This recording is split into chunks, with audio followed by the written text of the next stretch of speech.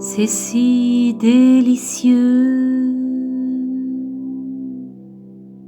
Bonjour, Nicole Carsanti, médecin nutritionniste et donc deuxième vidéo de cette chaîne de petits conseils simplement. Et aujourd'hui je vais vous parler de la couleur. C'est important lorsque nous choisissons des aliments, en particulier les végétaux, de choisir de la couleur. Donc quelles sont les couleurs qu'on va trouver? On va trouver du rouge, du vert, du orange, du violet. Qu'est-ce qu'on a encore comme couleur? Du blanc-gris aussi. Il y a aussi des antioxydants là-dedans. Mais enfin, cela c'est un peu plus facile. Alors il faut rechercher la couleur. Cette couleur, elle nous apporte des substances essentielles à notre vie.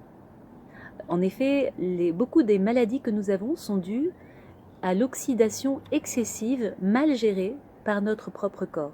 Nous avons des systèmes antioxydants qui permettent de lutter contre ça, mais parfois ils sont dépassés, en particulier par la vie moderne, que ce soit par les stress externes, ou que ce soit par la malbouffe ou par le mode de vie.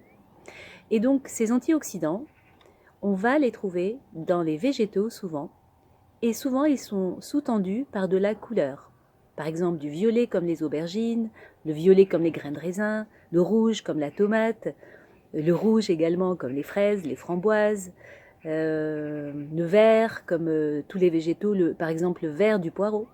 Alors une astuce, ça va être vraiment dans les végétaux de plutôt les acheter d'agriculture biologique pour qu'ils aient moins de pesticides, parce que malheureusement les pesticides se concentrent aussi dans ces endroits où il y a les antioxydants, c'est-à-dire sous la peau ou au niveau de la peau, donc il vaut mieux éviter les pesticides et manger le plus possible vos fruits et légumes avec la peau. Donc par exemple, la peau des aubergines est intéressante, la peau des concombres vertes est intéressante, et puis gardez quasiment tout, par exemple le vert des poireaux est très intéressant au niveau santé, même les feuilles de chou-fleur. Alors si vous les aimez pas dans la consommation juste comme ça, crue ou en salade ou même mijotée, vous pouvez aussi les garder à part, les couper en petits et les utiliser en soupe. Ils seront toujours utilisés. Voilà, et bien régalez-vous parce que c'est si délicieux. Bonne journée!